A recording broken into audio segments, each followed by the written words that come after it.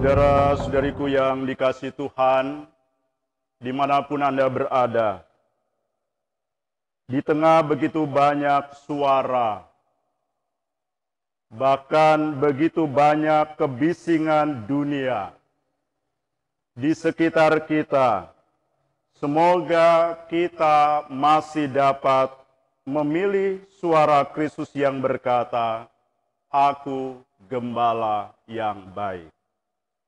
Orang-orang mengakui bahwa karakteristik gembala yang baik adalah fungsi ilahi.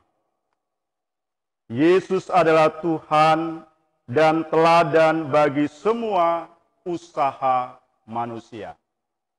Dia adalah gembala yang baik, yang telah memberikan hidupnya untuk domba-dombanya.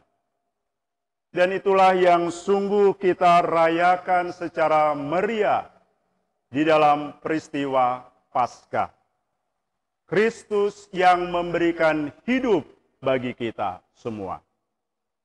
Kita kawanannya, kemudian dipanggil untuk senantiasa untuk mendengarkan suaranya.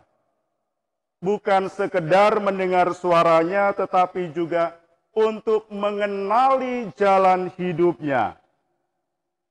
Karena kita dibawanya untuk senantiasa bersamanya. Saudara-saudariku terkasih, Yesus adalah gembala. Tetapi kita juga dengarkan dalam bacaan Injil tadi, juga pintu gerbang kandang domba. Saudara-saudari, kata gerbang itu menyiratkan pintu masuk dan juga mediasi. Dalam sebuah kata yang penuh dengan pertanyaan yang mendesak, Yesus adalah jawaban yang memberikan makna bagi keberadaan kita.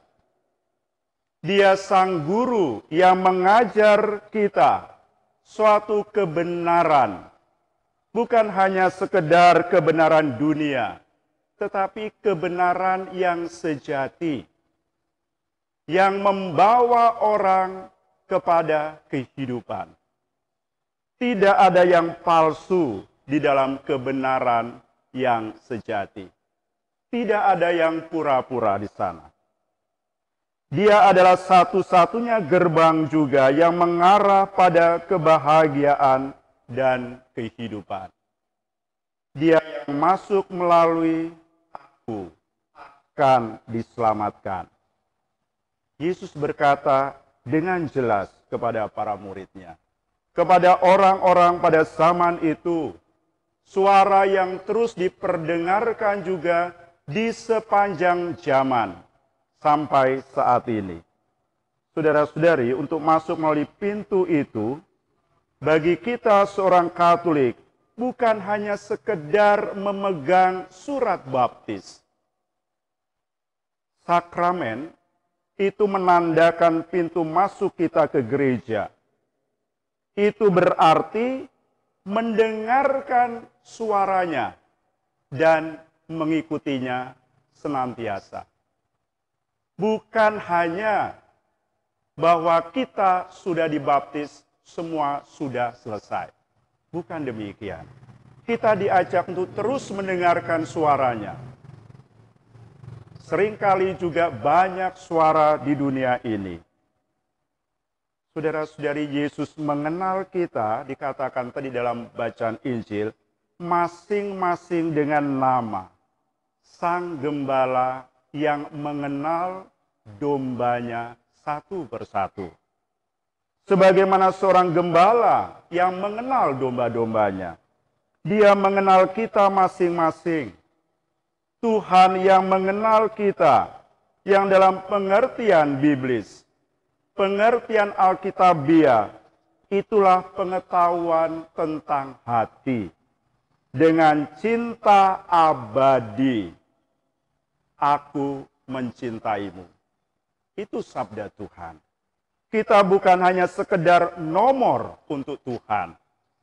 Kita memiliki nama di hati Tuhan. Kita adalah putra-putrinya. Setiap kali kita merasa sendirian di tengah orang banyak, kita diajak untuk memikirkan Dia, Sang Gembala kita, yang mengenal kita secara pribadi. Sehingga dengan demikian, kita bisa yakin dalam kehidupan kita bahwa saya tidak sendirian di dunia ini. Aku tidak sendirian. Ada pribadi yang senantiasa memikirkan kita. Juga secara pribadi, yang selalu mencintai kita masing-masing dan menatap kita.